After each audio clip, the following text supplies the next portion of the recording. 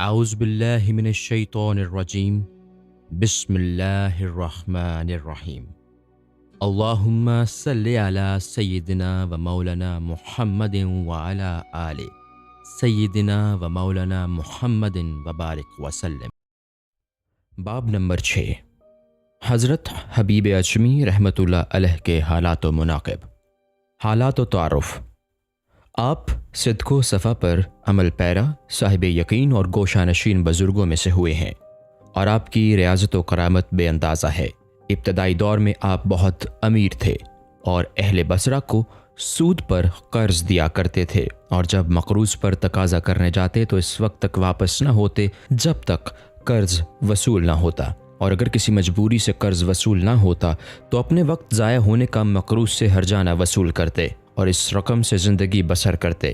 ایک دن آپ کسی کے یہاں وصولیابی کے لیے پہنچے تو وہ گھر پر موجود نہ تھا۔ اس کی بیوی نے کہا کہ نہ تو میرا شوہر گھر پر موجود ہے اور نہ میرے پاس تمہارے دینے کے لیے کوئی چیز ہے، البتہ آج میں نے ایک بھیڑ ذبح کی تھی جس کا تمام گوشت تو ختم ہو چکا، البتہ سر باقی رہ گیا ہے، اگر تم چاہو تو وہ میں تم کو دے سکتی ہوں۔ چنانچہ آپ اس سے سر لے کر گھر پہنچے اور بیوی سے کہا کہ یہ سر سود میں ملا ہے، اس کو پکا ڈالو۔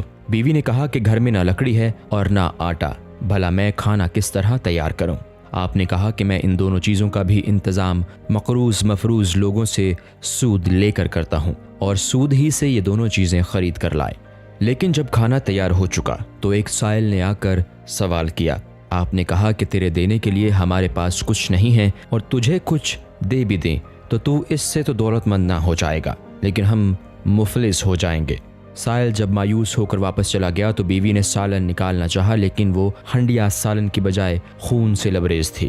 اس نے شوہر کو آواز دے کر کہا کہ دیکھو تمہاری کنجوسی اور بدبختی سے کیا ہو گیا۔ آپ کو یہ دیکھ کر عبرت حاصل ہوئی اور بیوی کو شاہد بنا کر کہا کہ آج میں ہر برے کام سے تائب ہوتا ہوں، اور یہ کہہ کر مقروض لوگوں سے اصل رقم لینے اور سود ختم کرنے کے لیے نکلے۔ راستہ میں کچھ لڑکے کھیل رہے تھے، انہیں دیکھ کر بچوں نے آوازیں کسنا شروع کیے کہ علیحدہ ہٹ جاؤ، حبیب سود خور آ رہا ہے، کہیں اس کے قدموں کی خاک ہم پر نہ پڑ جائے اور ہم اس جیسے بدبخت نہ بن جائیں۔ یہ سن کر آپ بہت رنجیدہ ہوئے اور حسن بصری کی خدمت میں حاضر ہو گئے۔ انہوں نے آپ کو ایسی نصیحت فرمائی کہ بے چین ہو کر دوبارہ توبہ کی، اور جب واپسی میں ایک مقروض شخص آپ کو دیکھ کر بھاگنے لگا تو فرمایا کہ تم مجھ سے مت بھاگو، اب تو مجھ کو تم سے بھاگنا چاہیے تاکہ ایک عاصی کا سایہ تمہارے اوپر نہ پڑ جائے۔ پھر جب آپ آگے بڑھے تو انہی لڑکوں نے کہنا شروع کر دیا کہ راستہ دے دو، اب حبیب تائب ہو کر آ رہا ہے، کہیں ایسا نہ ہو کہ ہمارے پیروں کی گرد اس پر پڑ جائے اور اللہ تعالی ہمارا نام گناہ گاروں میں درج کر لے۔ آپ نے بچوں کا یہ قول سن کر اللہ تعالیٰ سے عرض کی کہ تیری قدرت بھی عجیب ہے کہ آج ہی میں نے توبہ کی اور آج ہی تو نے لوگوں کی زبان سے میری نیک نامی کا اعلان کروا دیا۔ اس کے بعد آپ نے منادی کروا دی کہ جو شخص میرا مقروض ہو وہ اپنی تحریر اور مال واپس لے جائے۔ اس کے علاوہ آپ نے اپنی تمام دولت راہ مولا میں لٹا دی، اور جب کچھ باقی نہ رہا تو آخر میں ایک سائل پر اپنا کرتا تک اتار کر دے دیا، اور دوسرے سائل کے سوال پر آپ نے اپنی بیوی کی چادر بھی دے دی۔ اس کے بعد دونوں میاں بیوی تقریباً نیم برہنہ سے رہ گئے۔ پھر ساحل فرات پر ایک عبادت خانہ تعمیر کر کے عبادت میں مشغول رہے، اور یہ معمول بنا لیا تھا کہ دن میں تحصیل علم کے لیے حسن بصری کی خدمت میں پہنچ جاتے اور رات بھر مشغول عبادت رہتے۔ چونکہ قرآن کریم کا تلفظ اپنے صحیح محرج کے ساتھ ادا نہیں کر سکتے تھے، اس لیے آپ کو اجمی کا خطاب دے دیا گیا۔ ایک مرتبہ بیوی نے کہا کہ خوردنوش کے لیے کچھ نہ کچھ کام کرنا چاہیے، تو آپ مزدوری کرنے کے لیے گھر سے نکلے، لیکن دن بھر عبادت میں مشغول رہ کر جب گھر پہنچے تو بیوی نے سوال کیا کہ کیا لائے ہو؟ آپ نے جواب دیا جس کی مزدوری کی ہے وہ بہت کرم والا ہے، اور اس کے کرم ہی کی وجہ سے مجھ میں اجرت طلب کرنے کی جرت نہ ہو سکی۔ اس نے خود ہی یہ کہہ دیا ہے کہ 10 یوم کے بعد جب تم کو ضرورت ہوگی تو پوری اجرت دے دوں گا۔ پھر جب 10 دن کے بعد آپ کو یہ خیال آیا کہ آج گھر جا کر کیا جواب دوں گا، تو ایک طرف اپنے تصور میں غرق چلے جا رہے تھے اور دوسری طرف اللہ تعالیٰ نے ایک بوری آٹا، ایک ذبح شدہ بکری، گھی، شہد اور 300 درہم ایک غیبی شخص کے ذریعہ آپ کے گھر پہنچا دیے، اور ساتھ ہی یہ پیغام بھی دیا کہ حبیب سے کہہ دینا کہ اپنے کام کو ترقی دیں۔ جس کے صلہ میں ہم اس سے بھی زیادہ مزدوری دیں گے۔ چنانچہ جب آپ گھر کے دروازے پر پہنچے تو گھر میں کھانے کی خوشبو آ رہی تھی۔ اندر جا کر بیوی سے صورتحال دریافت کی تو اس نے پورا واقعہ اور بیان آپ تک پہنچا دیا۔ یہ سن کر آپ کو خیال آیا کہ جب صرف 10 یوم کی بے توجہ کی ریاضت کا اللہ تعالیٰ نے نعم البدل عطا فرمایا ہے، تو اگر زیادہ دل جمی کے ساتھ عبادت کروں تو نہ جانے کیا انعامات حاصل ہوں گے۔ چنانچہ اسی دن سے دنیا چھوڑ کر اس درجہ عبادت میں غرق ہو گئے کہ مستجاب الدعوات کے درجہ تک پہنچے، اور ان کی دعاؤں سے مخلوق کو بہت فائدہ حاصل ہوا۔ کرامات۔ ایک عورت گریہ وزاری کرتی ہوئی آپ کی خدمت میں حاضر ہوئی اور عرض کیا کہ میرا بچہ گم ہو گیا ہے، جس کی وجہ سے میں بہت ہی مضطرب ہوں۔ آپ نے پوچھا کہ تمہارے پاس اور کیا ہے؟ اس نے کہا کہ 2 درہم ہیں۔ آپ نے اس سے وہ درہم لے کر خیرات کر دیے اور دعا کر کے فرمایا کہ جاؤ تمہارا بچہ آ جائے گا۔ چنانچہ گھر پہنچ کر جب اس نے دیکھا تو واقعی اس کا بچہ گھر پر موجود تھا۔ اس کو گلے لگا کر پوچھا تو کہاں چلا گیا تھا؟ لڑکے نے کہا میں تو کرمان میں تھا اور میرے استاد نے گوشت لینے کے لیے بازار بھیجا۔ راستہ میں اچانک ایسی آندھی آئی جو مجھے یہاں تک اڑا کر لے آئی، اور میں نے کسی کہنے والے کو سنا کہ اے ہوا اس کو گھر پہنچا دے۔ اس ایک واقعہ سے آپ کی دعاؤں کی برکت کا اندازہ کیا جا سکتا ہے۔ اس کے بعد حضرت فرید الدین عطار صاحب فرماتے ہیں کہ اگر کوئی سوال کرے کہ اتنی عجلت کے ساتھ ہوا نے کس طرح پہنچا دیا، تو اس کا یہ جواب ہے کہ جب حضرت سلیمان کا تخت ایک دن میں 1 ماہ کا فاصلہ طے کر سکتا ہے اور بلقیس کا تخت آنے واحد میں حضرت سلیمان تک پہنچ سکتا ہے، تو یہ واقعہ اس کے مقابلہ میں کچھ نہیں ہے۔ بصرہ میں ایک مرتبہ شدید قحط سالی ہوئی تو آپ نے قرض لے کر کھانا غربا میں تقسیم فرمایا اور ایک تھیلی تکیہ کے نیچے رکھ لی۔ جب کوئی قرض لینے والا آتا تو اس میں سے نکال کر دیتے جاتے تھے۔ توکل۔ آپ کا مکان بصرے کے چوراہے پر تھا اور ایک دن آپ نے کپڑے نکال کر چوراہے پر رکھ دیے اور خود کہیں نہانے کے لیے چلے گئے۔ اتفاق سے حسن بصری کا اس طرف سے گزر ہوا تو آپ نے ان کا لباس شناخت کر کے خیال کیا کہ یہ تو حبیب اجمی کہیں چھوڑ کر چلے گئے ہیں، اگر کوئی اٹھا کر چل دے تو کیا ہوگا۔ اس خیال کے تحت آپ کپڑوں کی حفاظت کے لیے وہاں ٹھہرے رہے، اور جب حبیب اجمی واپس آئے تو حضرت حسن بصری سے پوچھا کہ آپ یہاں کیوں کھڑے ہیں؟ انہوں نے فرمایا کہ تم اپنا لباس کس کے بھروسے پر چھوڑ کر چل دیے، اگر کوئی اٹھا کر لے جاتا تو کیا ہوتا؟ انہوں نے کہا کہ اسی بھروسے سے چھوڑ گیا تھا جس نے حفاظت کے لیے آپ کو یہاں تک پہنچا دیا۔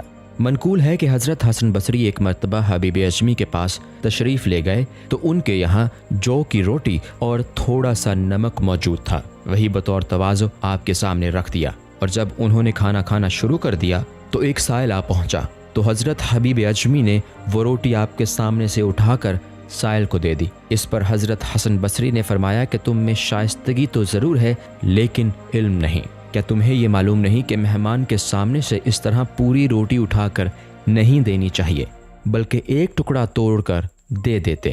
یہ سن کر وہ خاموش رہے، لیکن کچھ ہی دیر بعد ایک غلام سر پر خوان نعمت رکھے ہوئے حاضر ہوا، جس میں تمام قسم کے نفیس کھانے موجود تھے اور اس کے ہمراہ 500 درہم بھی تھے۔ آپ نے وہ درہم تو غریبوں میں تقسیم کر دیے اور کھانا حضرت حسن بصری کے سامنے رکھ کر خود بھی کھانے بیٹھ گئے، اور کھانے سے فراغت کے بعد حضرت حسن بصری نے فرمایا کہ آپ کا شمار نیک لوگوں میں تو ضرور ہوتا ہے، لیکن کاش یقین کا درجہ بھی حاصل ہوتا تو بہت بہتر تھا۔ مقام رضائے الہی۔ ایک مرتبہ حسن بصری مغرب کی نماز کے وقت آپ کے یہاں پہنچے، لیکن آپ نماز کے لیے کھڑے ہو چکے تھے، اور حسن بصری نے جب یہ دیکھا کہ آپ الحمد کی بجائے الحمد چھوٹی ہے سے قرات کر رہے ہیں تو یہ خیال کر کے کہ آپ چونکہ قرآن کا تلفظ صحیح ادا نہیں کر سکتے، اس لیے آپ کے پیچھے نماز نہ پڑھنی چاہیے۔ چنانچہ انہوں نے علیحدہ نماز پڑھی، لیکن اسی رات کو خواب میں اللہ تعالیٰ کا دیدار نصیب ہوا تو آپ نے عرض کیا کہ یا اللہ تیری رضا کا ذریعہ کیا ہے؟ ارشاد ہوا کہ تو نے ہماری رضا پائی لیکن اس کا مقام نہیں سمجھا۔ آپ نے پوچھا وہ کون سی رضا تھی؟ ارشاد ہوا کہ اگر تو نماز میں حبیب اجمی کی اقتدا کر لیتا تو تیرے لیے تمام عمر کی نمازوں سے بہتر تھا، کیونکہ تو نے اس کی ظاہری عبادت کا تصور تو کیا لیکن اس کی نیت نہیں دیکھی، جبکہ ولی کی نیت سے تلفظ کی صحت کم درجہ رکھتی ہے۔ منقول ہے کہ ایک مرتبہ حسن بصری حجاج بن یوسف کے سپاہیوں سے چھپتے ہوئے حضرت حبیب اجمی کی عبادت گاہ میں پہنچ گئے، اور جب سپاہیوں نے حبیب اجمی سے معلومات کی تو انہوں نے صاف صاف بتا دیا کہ حسن عبادت گاہ کے اندر ہیں، لیکن پورے عبادت خانے کی تلاشی کے باوجود بھی حضرت حسن کا سراغ نہ مل سکا۔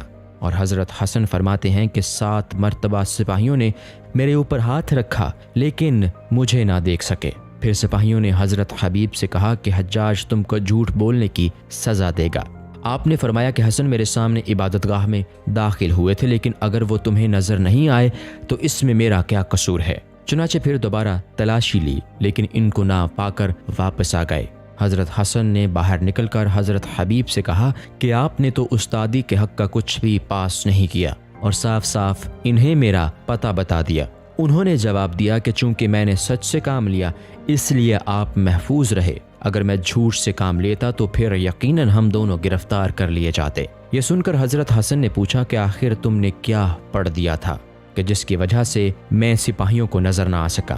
آپ نے فرمایا کہ 2 مرتبہ آیت الکرسی، 2 مرتبہ قل هو اللہ احد اور 2 مرتبہ آمن الرسول پڑھ کر اللہ تعالیٰ سے عرض کی کہ حسن کو تیرے حوالے کیا، تو ہی ان کی حفاظت کرنا۔ صفائی قلب کی فضیلت۔ حضرت حسن بصری کہیں تشریف لے جا رہے تھے تو دریائے دجلہ کے کنارے حضرت حبیب سے ملاقات ہو گئی۔ انہوں نے پوچھا کہ کہاں کا قصد ہے؟ حضرت حسن نے کہا کہ دریا پار جانا چاہتا ہوں اور کشتی کا منتظر ہوں۔ آپ نے فرمایا کہ بغض اور حب دنیا کو قلب سے نکال کر مصائب کو غنیمت تصور کرو اور اللہ پر اعتماد کر کے پانی کے اوپر روانہ ہو جاؤ۔ یہ کہہ کر خود پانی کے اوپر چلتے ہوئے دوسرے کنارے پر جا پہنچے۔ یہ کیفیت دیکھ کر حضرت حسن پر غشی طاری ہو گئی، اور ہوش آنے کے بعد جب لوگوں نے غشی کا سبب دریافت کیا تو فرمایا کہ حبیب کو علم میں نے سکھایا، لیکن اس وقت وہ مجھ کو نصیحت کر کے خود پانی کے اوپر روانہ ہو گئے، اور اسی دہشت سے مجھ پر غشی طاری ہو گئی۔ اور جب روز محشر پورے صراط پر چلنے کا حکم دیا جائے گا اور اگر میں اس وقت بھی محروم رہ گیا تو کیا کیفیت ہوگی؟ پھر آپ نے دوسری ملاقات میں حضرت حبیب سے پوچھا کہ تمہیں یہ مرتبہ کیسے حاصل ہوا؟ فرمایا کہ میں قلب کی سیاہی دھوتا ہوں اور آپ کاغذ سیاہ کرتے رہتے ہیں۔ یہ سن کر آپ نے فرمایا کہ صد صحیف دوسروں نے میرے علم کا فائدہ اٹھایا لیکن مجھ کو کچھ نہ مل سکا۔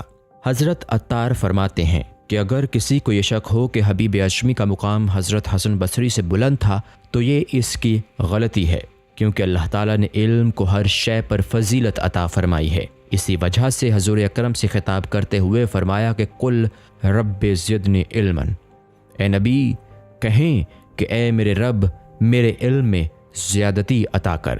اور جیسا کہ مشائخ کا قول ہے کہ طریقت میں 14واں درجہ کرامت کا ہے اور 18واں اسرار و رموز کا، کیونکہ کرامات کا حصول عبادت سے متعلق ہے اور اسرار و رموز کا عقل و فکر سے، جیسا کہ حضرت سلیمان کی حکومت ہر شے پر تھی لیکن اتباع حضرت موسیٰ کی کرتے تھے، اور خود صاحب کتاب نبی نہ ہونے کی وجہ سے ہمیشہ انہی کی کتاب پر عمل پیرا رہے۔ حضرت امام شافعی اور حضرت امام حنبل کسی جگہ تشریف فرما تھے کہ حضرت حبیب اجمی بھی اتفاق سے وہاں پہنچ گئے۔ انہیں دیکھ کر امام حنبل رحمۃ اللہ علیہ نے کہا کہ میں ان سے ایک سوال کروں گا، لیکن امام شافعی نے منع کرتے ہوئے فرمایا کہ واصل باللہ لوگوں سے کیا سوال کرو گے، ان کا تو مسلک ہی جدا گانا ہوتا ہے۔ لیکن منع کرنے کے باوجود انہوں نے یہ سوال کر ڈالا، جس شخص کی 5 نمازوں میں سے ایک قضا ہو گئی اور یہ بھول گیا ہو کہ کون سی نماز قضا ہوئی تو اس کو کیا کرنا چاہیے؟ حضرت حبیب اجمی نے فرمایا کہ سب نمازوں کی قضا کرے، اس لیے کہ وہ خدا سے غافل ہو کر اس قدر بے ادبی کا مرتکب کیوں ہوا۔ یہ سن کر امام شافعی رحمۃ اللہ علیہ نے کہا کہ میں نے اس لیے منع کیا تھا کہ ان لوگوں سے کوئی سوال نہ کرو۔ ایک مرتبہ تاریکی میں آپ کے ہاتھ سے سوئی گر پڑی، اسی وقت غیب سے آپ کا مکان منور ہو گیا، چنانچہ آپ نے آنکھیں بند کر کے فرمایا کہ میں بغیر چراغ کے سوئی تلاش کرنا نہیں چاہتا۔ ایک کنیز 20 سال تک آپ کے یہاں رہی لیکن کبھی آپ نے اس کا چہرہ نہیں دیکھا، اور ایک دن اسی کنیز سے فرمایا ذرا میری کنیز کو آواز دے دو۔ اس نے عرض کیا کہ حضور میں ہی آپ کی کنیز ہوں، فرمایا کہ 30 برس میں میرا خیال سوائے اللہ تعالیٰ کے کسی اور طرف نہیں گیا، یہی وجہ ہے کہ میں تم کو شناخت نہ کر سکا۔